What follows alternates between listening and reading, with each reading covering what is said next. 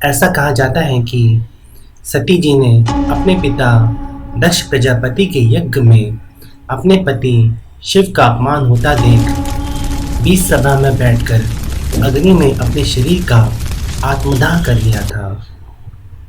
पुराणों के अनुसार भगवान ब्रह्मा के मानस पुत्रों में से एक प्रजापति दक्ष कश्मीर घाटी के हिमालय क्षेत्र में रहते थे। प्रजापति दक्ष की दो पत्नियां थीं, प्रसूति और वीरणी। सती दक्ष की सभी पुत्रियों में से सबसे अलौकिक थी। सती ने बाल्यावस्था में ही कई ऐसे अलौकिक आश्चर्यचकित करने वाले कार्य दिखाए। जब सती विवाह योग्य हो गई तो दक्ष को उनके लिए वर की चिंता होने लगी। उन्होंने ब्रह्मा जी से इस विषय में परामर्श किया। ब्रह्मा जी ने कहा, सती आधा की अवतार है, आधा आदि शक्ति और शिव आदि पुरुष है, अतः सती के लिए शिव ही योग्य और उचित वर है। दक्ष ने ब्रह्मा जी की बात मानकर सती का विवाह भगवान शिव के साथ करा दिया। सती कैलाश में जाकर भगवान शिव के साथ रहने लगी। एक बार देवलोक में ब्रह्मा जी ने धर्म के निरूपण के लिए एक सभा का आयोजन किया, जिसमें सभी देवी देवता एकत्रित हुए। सभा मंडल में दक्ष के आगमन पर सभी देवता उठकर खड़े हो गए, पर भगवान शिव खड़े नहीं हुए। इससे दक्ष को गलानी का अनुभव हुआ और उनके हृदय में शिव के प्रति ईर्ष्या की आग जल उठी। वे उनसे बदला लेने के लिए अवसर की प्रतीक्षा करने लगे।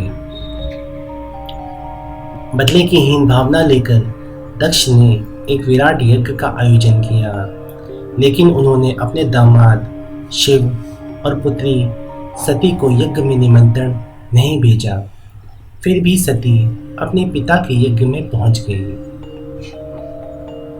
लेकिन दक्ष ने पुत्री के आने पर उपेक्षा का भाव प्रकट किया और शिव के विषय में सती के सामने ही अपमानजनक बातें कही। सती के लिए अपने पति के विषय में अपमानजनक बातें सुनना हृदय विदारक और घोर अपमानजनक था।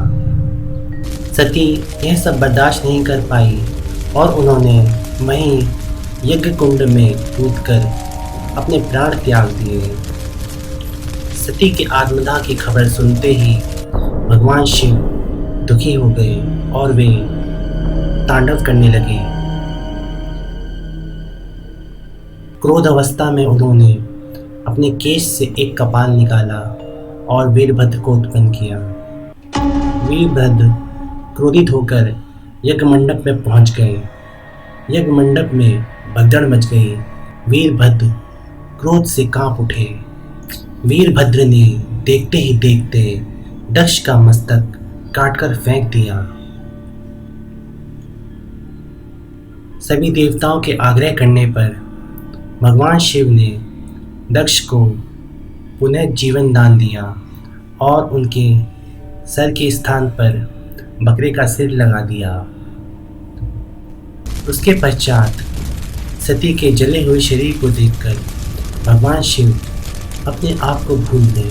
भगवान शिव सती के जले हुए शरीर को कंधे पर रखकर सभी दिशाओं में भ्रमण करने लगे। इस प्रकार की भयानक संकट उपस्थिति देखकर सृष्टि के पालन करता भगवान विष्णु आगे आए। भगवान विष्णु ने चक्र से सती के एक एक अंग को काटकर गिराने लगे।